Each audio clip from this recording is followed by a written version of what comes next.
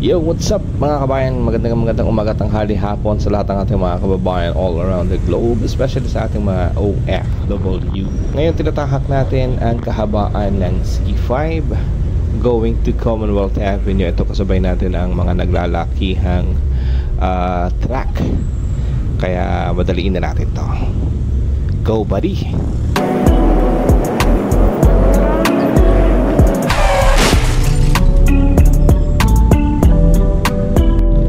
Ayan, dito na tayo sa Commonwealth Avenue. Meron pa rin naglalakihang mga truck dito nakasabay natin. Ang delikado ngayon dito ay kung mapapansin nyo, medyo madulas ang daan. Ayan, buti na lang nagpalit na ng gulong si Buddy. Ayan, kaya medyo alalay lang tayo dito sa kahabaan ng Commonwealth Avenue. At sana hindi tayo lalabas ng motorcycle lane, pero hindi mangyayari yon dahil ibang sasakyan dito ay talagang sinasakop na itong motorcycle lane. Kaya may time na kailangan mo rin lumabas at bumalik dito sa motorcycle lane na to. Tinatahak natin ngayon ang kahabaan ng Commonwealth Avenue. Alam nyo ba ang pangalan pala ng Commonwealth Avenue dati ay Don Mariano Marcos Avenue, na may haba na 12.4 kilometers itong highway magmula sa elliptical road doon sa circle hanggang sa makarating ka sa Quirino Highway. Pero mula sa elliptical road hanggang sa Quirino Highway, madadaanan mo ang mga areas ng Bilcoa, Tandang Sora. Ito yung Tandang Sora, hindi ko malilimutan dito sa Balara, ayan, sa Batasan Hills. Ayan yung nakita nyo kanina kung saan ginanap yung I don't know kung pang ilang zona na ni BBM dito. At of course mararating mo ang SM Freeview dito sa kahabaan ng Commonwealth Avenue. Ito rin pala yung binaha nung nakaraang Krising at saka si Emong nung nakaraang mga araw, ano. Meron pa rin ako nadaanan na iba pang mga parte ng Metro Manila na medyo lubog pa sa baha. Yung iba naman ay talagang para akong bumabiyahe sa sa Mars, dahil talagang butas-butas at may mga tubig. Talagang yung butas niya ay bilog-bilog. Ayan, napakaganda tignan sa malayo, pero pag nandun ka na sa kalagitnaan ng lubak-lubak, talagang matatanong mo sino ba ang mayor dito. Kaya ingat-ingat lang mga kabayan, especially yung ating mga riders. Ayan, yung mga nakakasabay natin kanina, talagang halos overload na yung nila, no, yung kanilang motor. Ginagawa nila to hindi sa pangsarili nilang kapakanan, kung hindi para sa pamilya nila. Ayan, kung lahat ng delivery nila mailagay nila sa isang motor at maihatid sa bawat kliyente, talagang gagawin nila at uuwi na may ngiti sa kanilang mga labi. Kaya ingat-ingat lang mga kabayan, especially yung ating mga drivers.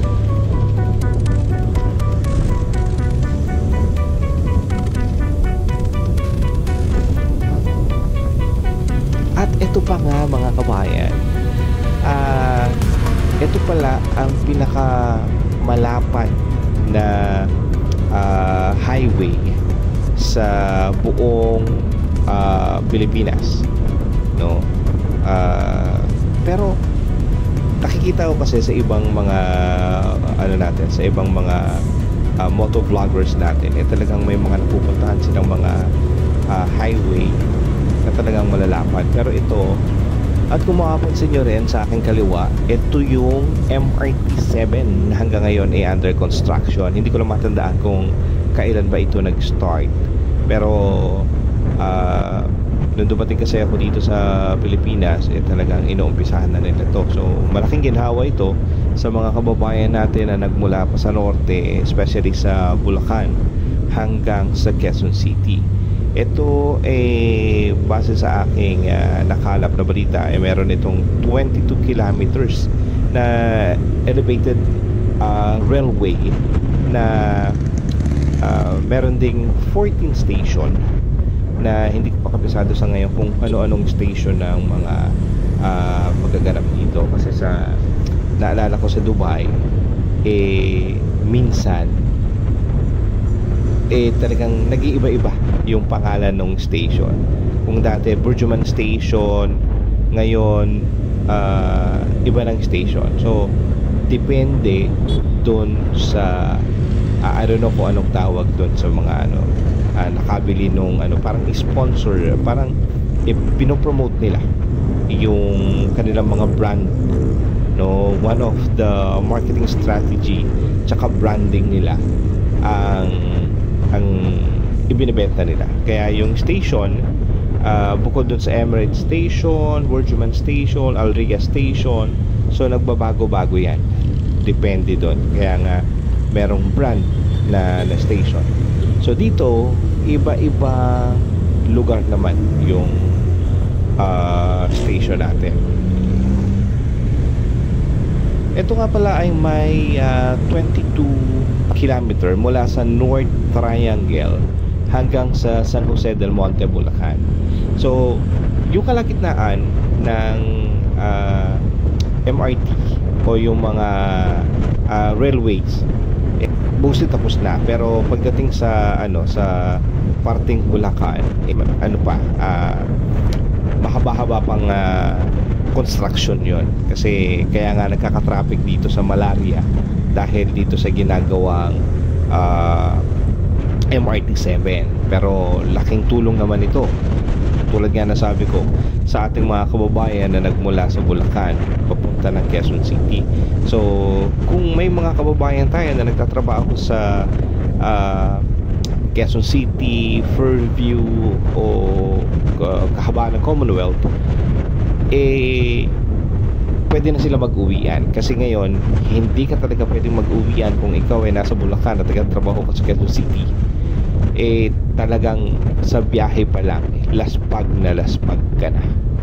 Kaya eto, kung nagmula ka sa San Jose del Monte, Bulacan, kung matatapos na tong railway na to at nagtatrabaho ka sa Quezon City, pagdating mo sa office, fresh ka, at pagbalik mo sa bahay mo, fresh ka pa rin, diba? Kaya hintayin natin kung kailan matatapos tong MRT7. Hopefully bago ko umalis ulit ng Pilipinas, tapos na ito. Okay. Hindi mawawala o hindi maaalis sa ating mga Pilipino, especially mga OFW na nagtagal sa ibang bansa, yung comparison. Kasi sa Dubai, ang ang metro doon o yung tren, walang driver. Through siya, parang RC, parang remote control. Meron silang talagang base na doon lang kinokontrol yung tren. Kaya magtataka ka pagdating sa harap mo, walang driver. Kaya kami, nakakapwesto kami doon mismo sa harap ng tren na walang driver. I don't know kung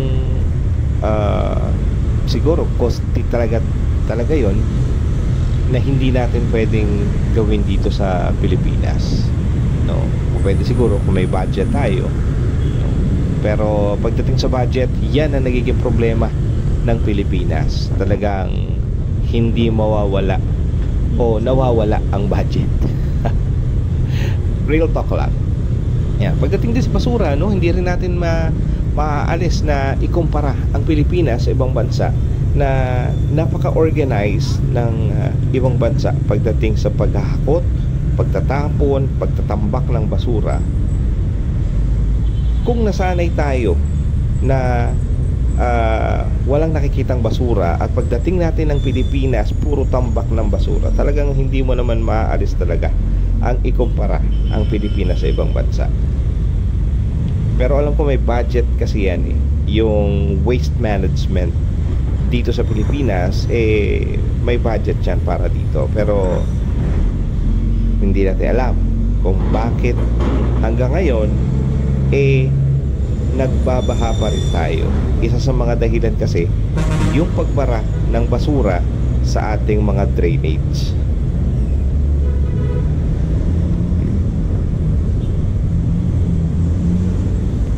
Naalala ko lang nung isang taon o nung nakaraang taon na may in-interview tayo regarding dito sa waste management dahil nga sa nakaraang COVID-19 or pandemic na nag-increase yung volume ng healthcare waste, at ganun din yung untreated healthcare waste natin talagang delikado doon sa ating mga kababayan na kung saan lang tinatapon.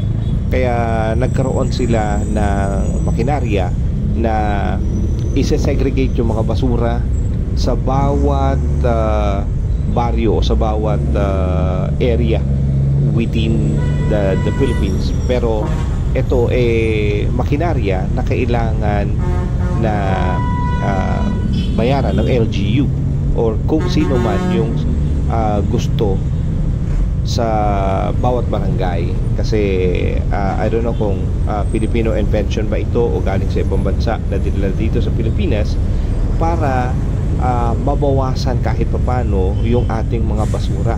At paglabas ng basura na inilagay dito sa makinarya na to, pwede pang mapakinabangan at ma-recycle. So wala akong sample nung makinarya na to, pero nandito na sa Pilipinas yung makinarya na to at nasa ibang province ginagamit. Pero hindi ko nabalitaan o hindi ko nakita kung meron ba dito sa Manila or somewhere dito within the Quezon City. So aalamin natin yan at babalitaan ko kayo ulit kung ito ba ginagamit dito sa Manila para maiwasan o mabawasan man lang kahit papano yung basura na kinokolekta dito sa buong Kamaynilaan.